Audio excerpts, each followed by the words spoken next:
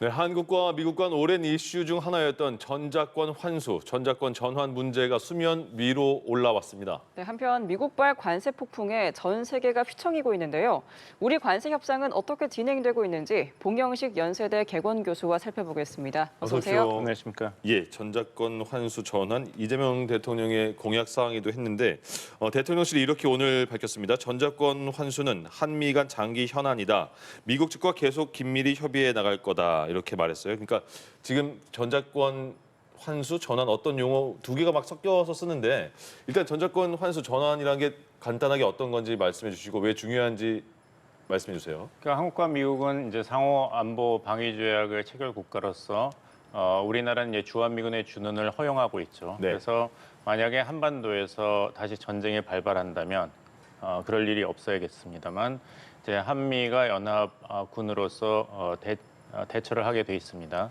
평시에 이런 작전 통제권은 우리 군이 이제 가지고 있습니다. 예. 하지만 1978년 이후부터 계속해서 전시 작전 통제권은 주한미군 사령관이 가지고 있습니다. 네. 사성 장군이. 그것을 우리가 주권 국가로서 우리 군에 대한 전시 작전을 할 권한을 찾겠다는 것이 우리의 입장인데 이것이 노무현 대통령이 처음 피력을 했죠. 그런데 당시에 미국의 부시 행정부는 여기에 대해서 일종의 불쾌감을 표현하면서 예. 그러면은 한국 정부가 요구하는 시한까지 기다릴 거 없이 당장 가져가라 그랬어요.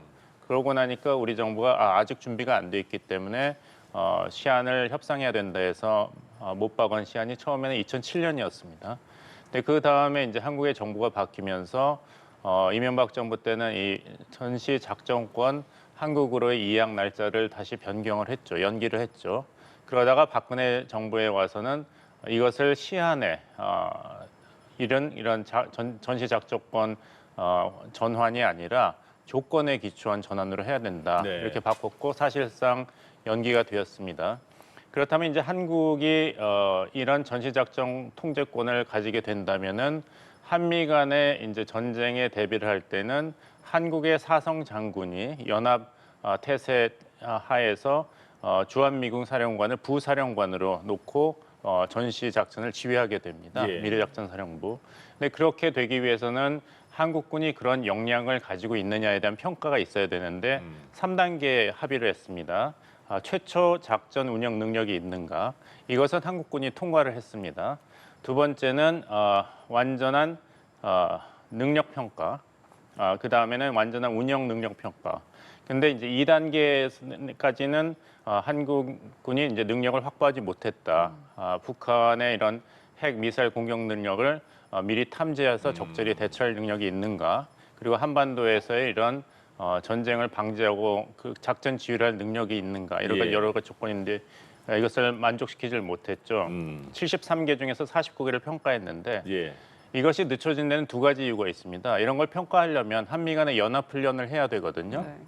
근데 어떤 일이 있었냐면 코로나 3년 동안에 사실상 연합훈련을 못했죠. 그러네요. 예. 그래서 계속 연기가 됐고 두 번째는 이제 문재인 정부도 한미 연합훈련을 북한 달래기 정책의 일환으로서 중지하는 것에 대해서 긍정적인 평가를 했고 무엇보다도 이제 트럼프 대통령과 김정은 위원장이 싱가포르에 첫 번째 회담을 했을 때 네. 합의한 것이 한미 연합훈련 중단이었지 않습니까? 트럼프 대통령의 워게임 비싸고 소용없다. 예. 그러니까 훈련을 안 하니까 평가가 이루어지지 않은 거죠. 근데 문재인 정부 때는 그래도 우리가 전시 작전권을 가져오겠다고 얘기했는데 미국 측에서는 준비가 안 됐는데 어떻게 가져가느냐. 네. 여기서 계속 중단이 되었다가 윤석열 정부 들어와서는 연합훈련은 다시 재개가 됐지만 우리 측에서 적극적으로 요구하진 않았죠. 예. 조건에 대해서. 하지만 이번에 이재명 정부가 출범하면서 선거 때 대선 10대 공약 중에 하나가 우리가 이제 주권 국가로서 전시 작전 통제권을 가져오겠다.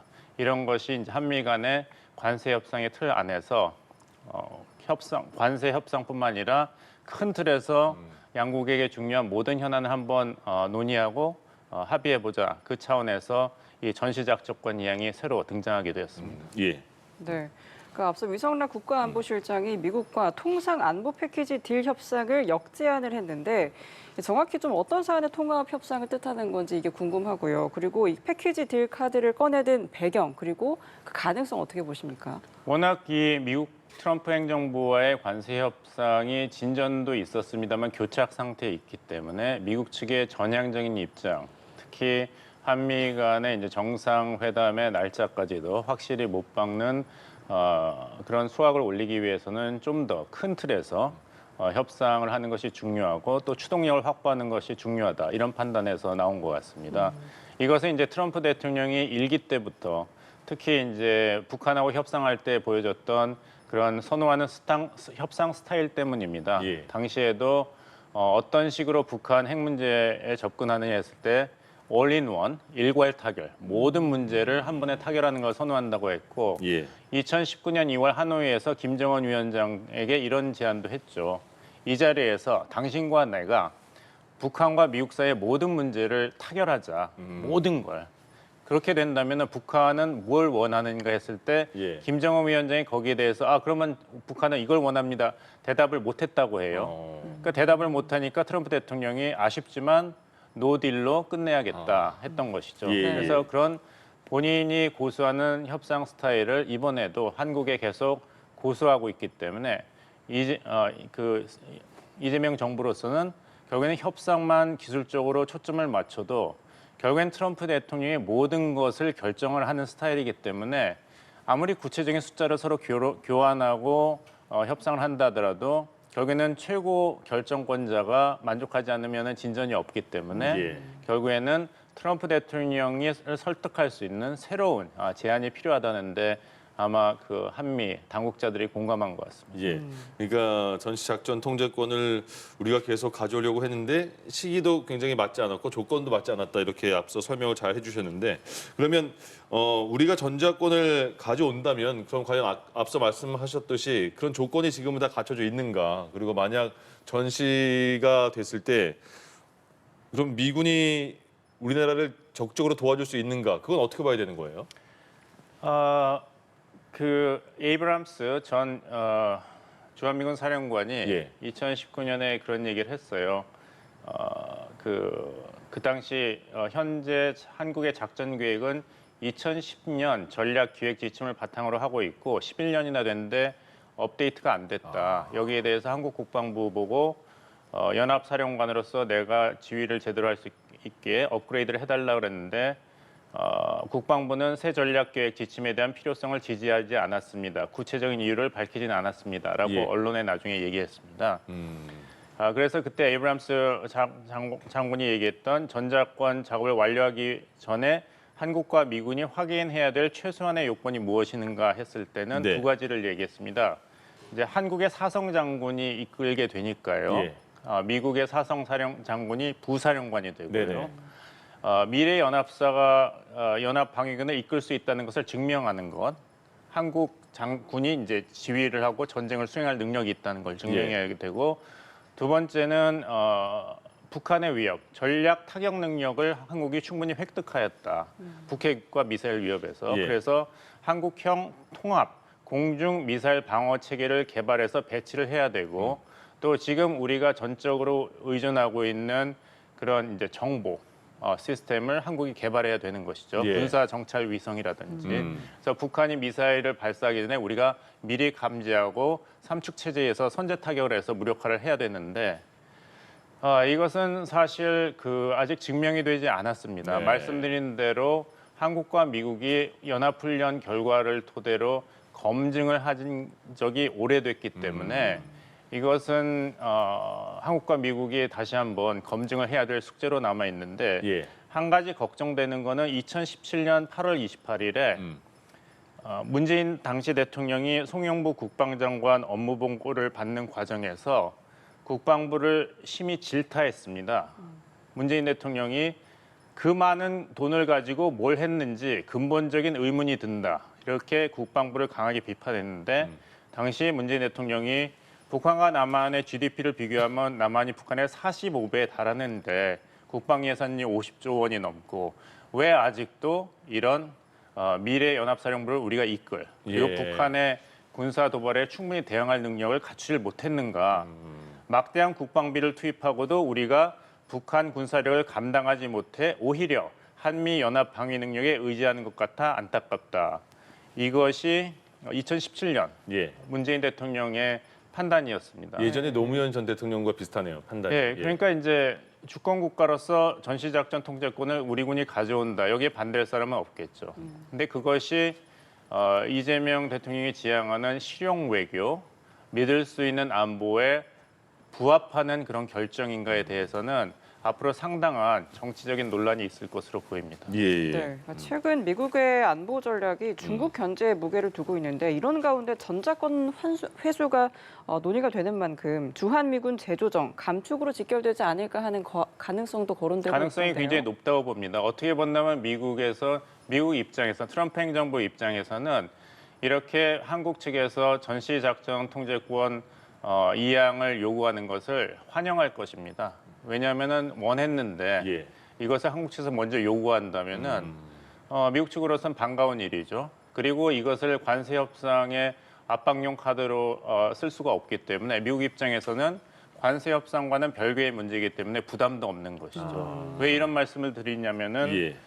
주한미군의 위상과 역할을 좀 더 중국 견제 쪽으로 돌려야 된다는 이야기는 트럼프 행정부 2기 때 나온 것이 아닙니다. 지난번 바이든 행정부 때도 한국과 미국 간의 이제 연합 방위 능력 제고에 대해서 굉장히 크게 협력했지 않습니까? 워싱턴 선언도 있었고. 예.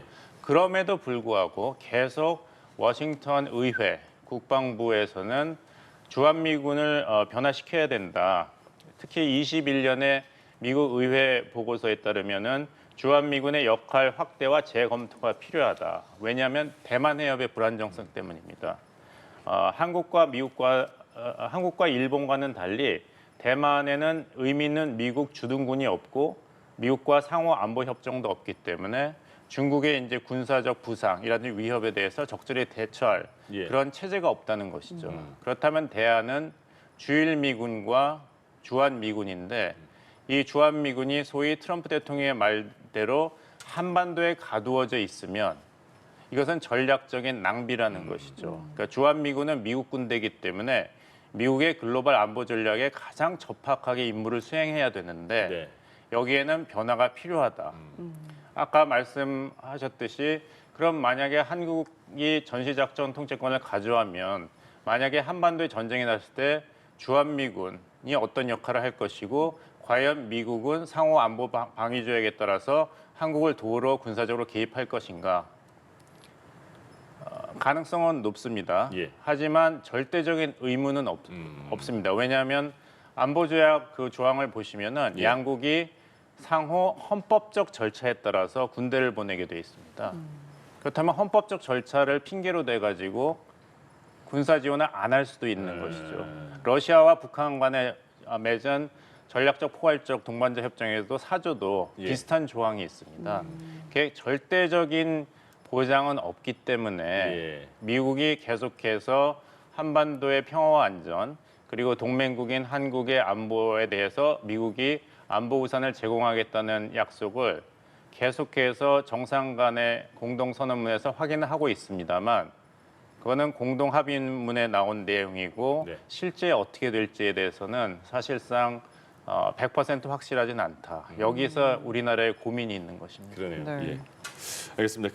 이번에는 8월 2일 1일까지 유예된 상호 관세에 대해서 여한구 통상교섭본부장 어제 귀국을 했는데 처음에는 돌아오는 티켓은 끊지 않겠다 이렇게 각오를 다진 상황에서 돌아와서 심도 있는 논의를 했다. 8월 1일에 이제 다시 그 관세 부과 시점이니까 그리고 8월 1일 이전에 다시 미국에 가서 얘기하겠다 이렇게 말했거든요. 지금 상황은 그럼 어떤 정도로 분석하세요? 그 트럼프는 항상 뒤로 물러선다 이런 이야기가 있지 않습니까? 네. 그러니까 이번에 서한을 보냈죠. 14개국에 대해서 예. 일본과 한국을 포함해가지고 안타깝게도 그동안 관세 협상이 결론이 나지 않았기 때문에 미국이 먼저 발표한 대로 4월 2일에 중국과 한국에 대해서는 상호 관세, 사실 상호 관세가 아닌데도 네, 그러니까요. 예. 상호 관세를 부과할 수밖에 없다. 기한은 8월 1일이다 이렇게 얘기를 했죠. 예. 그러면서도 협상에 진전이 있을 경우에는 8월 1일이 아무 의미가 없는 데드라인이 될 수도 있다. 예. 타결이 되면은 상호관세가 부과 안 될 것이다. 이렇게 얘기를 했기 때문에 가장 큰 고충은 트럼프 행정부가 과연 합의를 할 것인지에 대한 어떤 확실한 것이 없다는 것이죠. 랜딩 존으로 진전시키는 게 초점이라고 했는데 예. 문제는 미국 행정부를 대표하는 그 협상 측에서도 과연 이걸 가지고 갔을 때 트럼프 대통령이 인정을 할 것인지에 대한 자신이 없을 것입니다. 네. 이번에 캐나다에 대해서도 추가 관세 8월 1일에 네. 부과하겠다고 발표를 했지 않습니까? 그 전에 캐나다 정부는 미국 행정부가 요구했던 대로 미국의 그 정보통신 기업에 대한 디지털 정보세를 부과하지 않겠다고 양보를 했는데도 불구하고요. 그리고 트럼프 대통령은 8월 1일에 캐나다에 대해서 관세 부과를 하겠다는 이유 중에 하나로 든 것이 예. 캐나다 정부가 미국 내로 유입되는 펜타닐, 마약류 통제에 실패했기 때문이라 그러는데 사실 현실을 보면은 통제가 잘 되고 있습니다. 미국 북부에서. 그러니까 이제 곤란한 건 뭐냐면 뭘 해도 트럼프 대통령은 자기가 보고 싶은 것만 보고 예. 믿고 싶은 것만 믿을 거라는 것이죠. 우리나라, 미국 그리고 일본에 대해서 관세를 부과했을 때도 그 숫자도 왔다 갔다 했지 않습니까? 그러니까 이게 객관적인 자료와 통계에 근거해서 협상을 한다면은 타결의 희망이 있지만 트럼프 대통령이 보고 싶은 것만 계속 본다면 특히 또 밑에 사람들이 트럼프 대통령을 설득할 의지라든지 방법이 없다면은 예. 이거는 우리가 아무리 최선의 노력을 한다 하더라도 그것이 긍정적인 결과로 이어질 거에 대해서는 그 누구도 장담을 할 수 없는 것이죠. 굉장히 피곤하고 만약에 또 이번에 네. 만약에 이재명 대통령과 트럼프 대통령이 정상회담에서 관세를 포함한 양국 간의 중요한 사안에서 합의를 한다 하더라도 예. 그 합의가 얼마나 갈지 그러니까요. 그거는 트럼프 대통령도 모를 것입니다. 예를 들어서 영국과 관세 협상을 타결했다. 한국도 일본도 빨리 영국과 같이 미국과 타결을 해라 얘기했지 않습니까? 근데 그 타결한 협상안이 재무부와 상공부에서 한 게 아니라 백악관 공식 문서도 아니고 백악관에서 발표한 팩트 사실 보도자료 예. 3페이지에 나와 있습니다. 3페이지에. 그리고 그 안에 만약에 영국이 이 합의를 위반하였다는 것을 트럼프 대통령이 발견할 시에는 전권으로 50% 관세를 부과할 권리를 가진다는 것을 여기 기록한다고 돼 있어요. 예. 굉장히 피곤한 것입니다. 그러니까 타결이 아니고 타결이 되더라도 이게 언제까지 유통기간이 언제인가를 모르기 때문에 한국으로서는 굉장히 피곤한 상태다. 이런 말씀 드리겠습니다. 네, 지금 사실상 관세 유예의 대가로 정말 다양한 양보를 요구하고 있잖아요. 뭐 농축산물 시장 개방, 디지털 규제 완화, 방위비 분담금 인상까지 요구하고 있는데 그럼 우리가 내밀 수 있는 맞대응 카드는 뭐가 있겠습니까? 이제 그렇죠.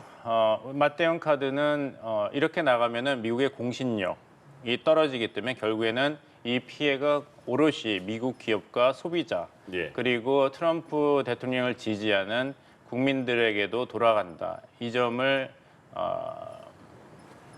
직접 간접적으로 이제 강조를 하는 것이죠. 결국에서는 이것이 미국을 다시 위대하게 만드는 플랜에 역효과를 볼 수밖에 없다. 이런 것이고 두 번째는 미국이 원하는 것이 있습니다.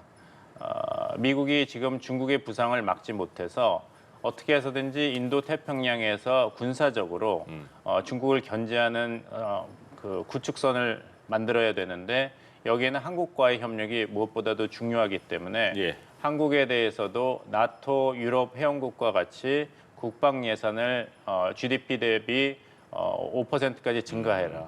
그렇게 된다면 우리의 현재 국방 예산의 2배가 됩니다. 그러면 약 120조 원을 우리가 매년 국방 예산을 써야 되는데 예. 거기에 대해 또 이제 주한미군 방위 분담금 협정도 10배 요구하고 있지 않습니까?